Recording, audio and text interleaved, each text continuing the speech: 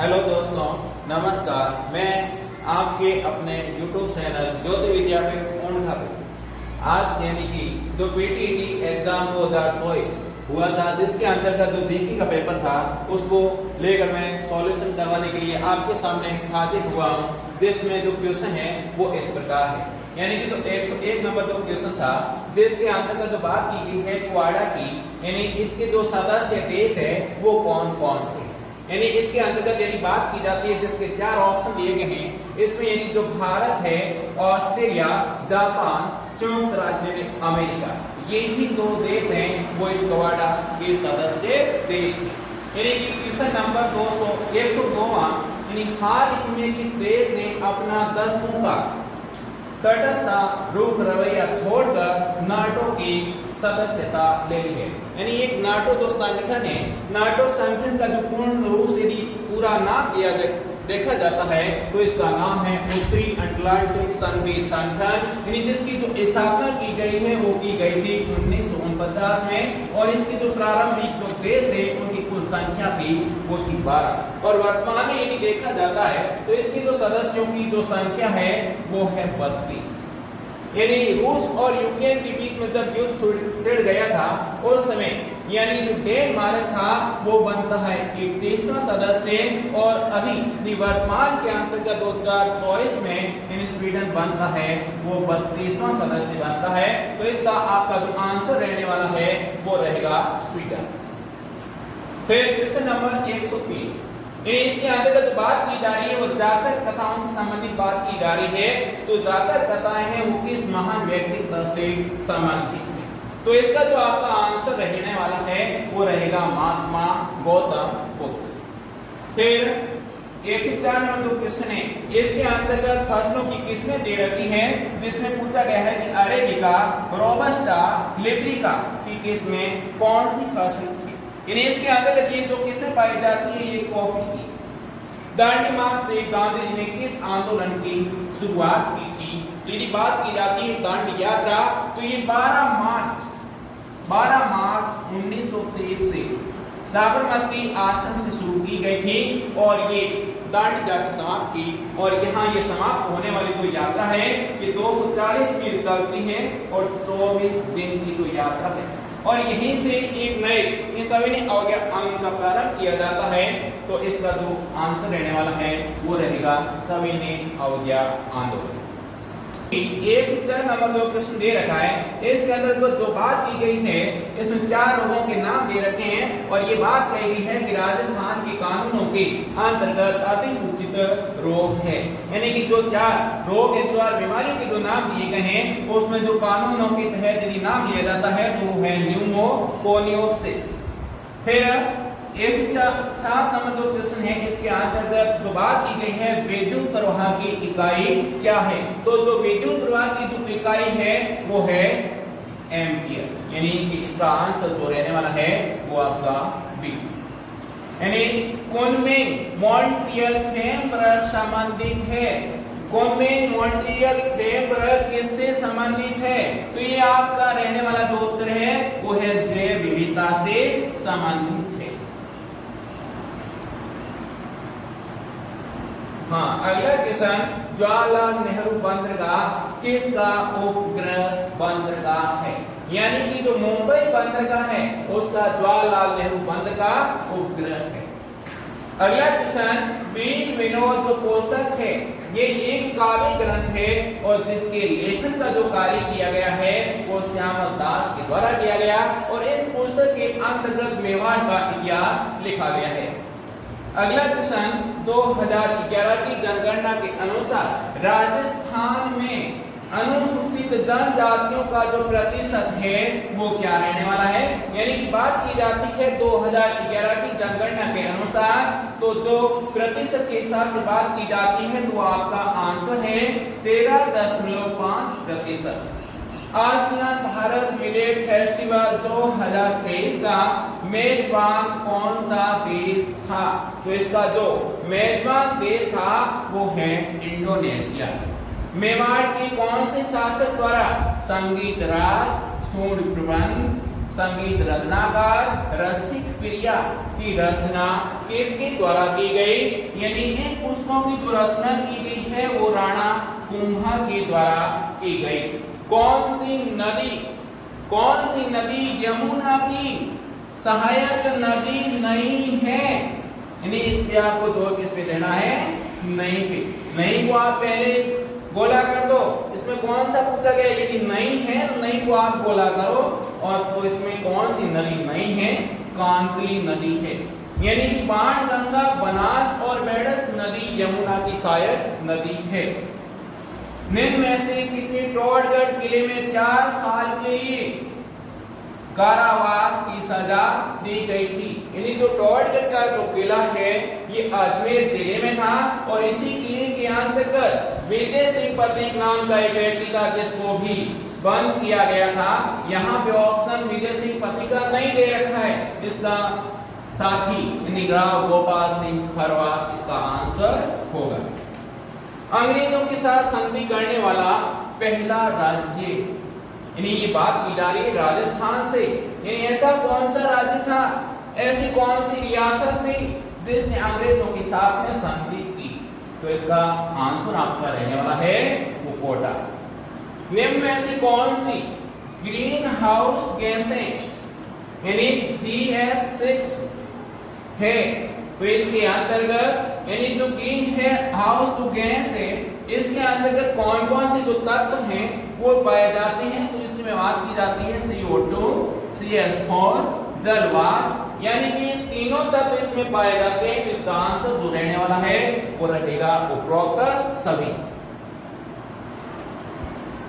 यानी कि अगले क्वेश्चन की बात की जाती है, तो इसमें जो बात पूछी गई है वो बात की जा रही है मूनरो व्यवस्था।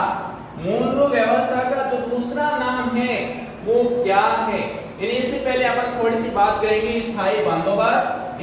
स्थायी जो बंदोबस्त थी वो लॉर्ड कॉर्नवालिस के समय 1793 में लागू की गई थी, और इसके बाद में ही रैयतवाड़ी व्यवस्था लागू की गई, यानी कि जो मूनरो व्यवस्था है इसका ही दूसरा नाम क्या रहेगा, रैयतवाड़ी।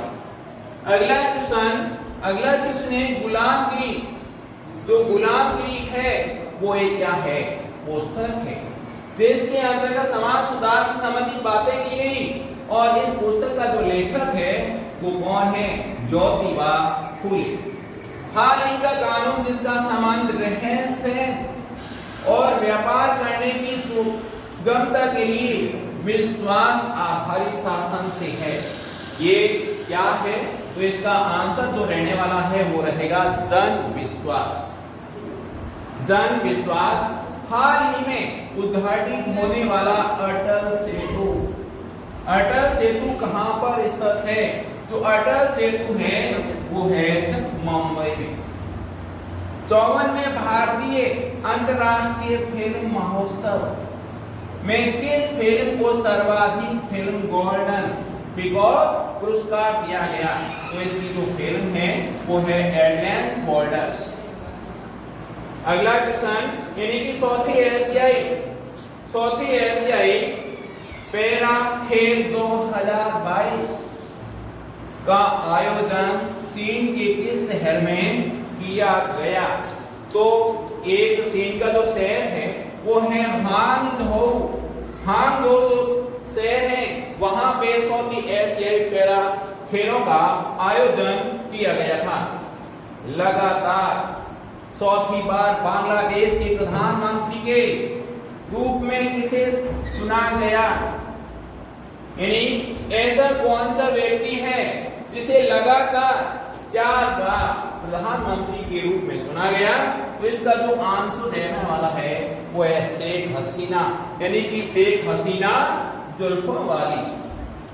फिर अगला क्वेश्चन, एक राष्ट्र एक चुनाव के लिए एक समिति का गठन किया गया था, इस समिति का जो गठन किया गया है इस समिति की अध्यक्षता करने वाला कौन है, तो यानी कि रामनाथ कोविंद नाम का एक व्यक्ति है। यानी आपको पता है कि द्रौपदी मुर्मू जी से पहले एक भारत के पूर्व राष्ट्रपति रामनाथ कोविंद जी के नेतृत्व में एक समिति का गठन किया गया, वो है एक राष्ट्र एक चुनाव समिति। हाँ, अगला क्वेश्चन, राष्ट्रीय खेल 2023 में सर्वश्रेष्ठ पुरुष एथलीट की ट्रॉफी किसे प्राप्त हुई? यानी 2023 में सर्वश्रेष्ठ पुरुष एथलीट की जो ट्रॉफी प्राप्त हुई है वो दी गई थी श्री हरि नटराज को। जनवरी 2024 में भारतीय वायुसेना के साथ अभ्यास डेजर्ट नाइट में किन देशों ने भाग लिया था? यानी दो देशों के बीच, ऐसे दो देश थे जिनके बीच में वायुसेना के सैनिकों के द्वारा एक युद्धाभ्यास किया गया था, उसका नाम रखा गया था नाइट। और ये कौन से देशों के बीच में हुआ था? फ्रांस और संयुक्त अरब अमीरात। यानी कि आपका जो आंसर रहने वाला है वो रहेगा option number B. One nation one student ID जो प्रत्येक छात्र को दी जाएगी उसका नाम क्या है? उसका नाम है अपार आईडी। यानी कि आपका ऑप्शन नंबर बी राइट है। अगला क्वेश्चन, निम्नलिखित आंदोलनों को आरोही कालक्रम के हिसाब से इनको जमाइए। आरोही का मतलब है कि छोटे से, यानी पहले से बाद के क्रम में। तो इसमें आप देखते हैं जो होम रूल आंदोलन है वो हुआ था आपका कब? 1916 में। फिर देखते हैं सविनय अवज्ञा आंदोलन। तो सविनय अवज्ञा आंदोलन जो हुआ है वो हुआ है 1930 में। फिर हुआ है खिलाफत आंदोलन। तो जो खिलाफत आंदोलन है ये हुआ है 1919 में। भारत छोड़ो आंदोलन जो हुआ है वो हुआ है 1942 में। तो अब इनको व्यवस्थित रूप से जमाते हैं। तो जमाते हैं तो देखते हैं इनका ऑप्शन नंबर ए, फिर आता है ऑप्शन नंबर 3, फिर 2 और 4। यानी कि आपका जो आंसर रहने वाला है वो ऑप्शन नंबर 4 डी। भारत के किस राज्य में सबसे अधिक वन क्षेत्र है? जो बात की गई है, यानी वन विभाग की रिपोर्ट के अनुसार बात की जाती है कि जो सर्वाधिक वन क्षेत्र है वो तो है मध्य प्रदेश में। वनों की दृष्टि से यदि प्रतिशत के हिसाब से देखा जाता है, प्रतिशत के हिसाब से देखा जाता है तो आपका राज्य रहेगा मिजोरम। फिर इसका जो आंसर आपका है क्षेत्रफल की दृष्टि से तो मध्य प्रदेश होगा। अगला क्वेश्चन, विश्व में धागा उत्पादन में भारत का कौन सा स्थान है? यानी कि बात की जाती है धागा उत्पादन की दृष्टि से तो भारत का जो स्थान रहने वाला है दूसरा। तो फिर पहला कौन सा देश है? पहले देश की यदि बात की जाती है तो वो है आपका चीन। अगला क्वेश्चन है, मैं लेख में नास्तिक क्यों हूं लिखा गया है। ये जो नारा लिखा गया, कथन लिखा गया है, किसके द्वारा दिया गया था? तो ये एक भगत सिंह द्वारा दिया गया है।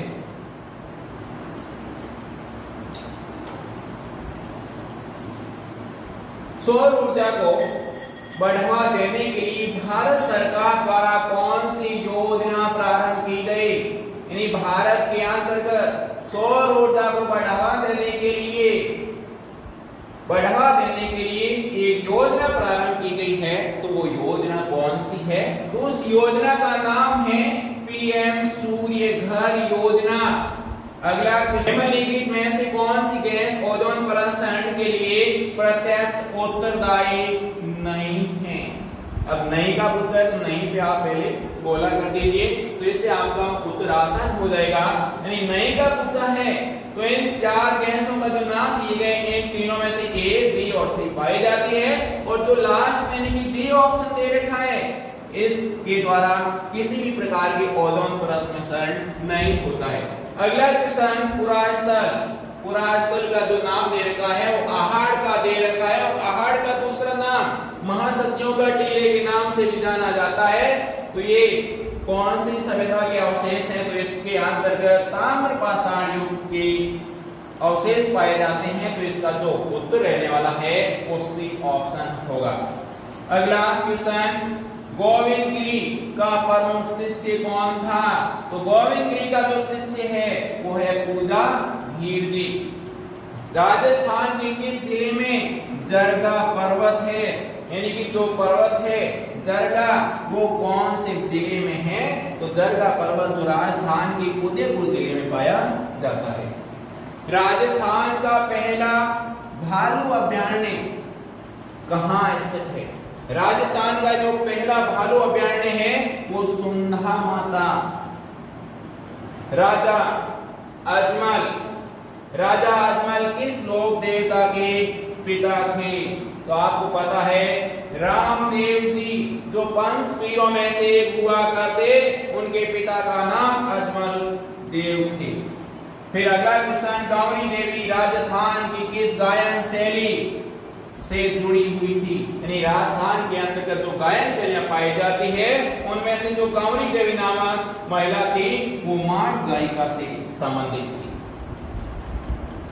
किस शिल्पी के नेतृत्व में रणकपुर मंदिर का निर्माण हुआ? आपको पता है कि जो रणकपुर मंदिर है जिसका निर्माण हुआ था 15वीं शताब्दी में। 15वीं शताब्दी में और राणा कुंभा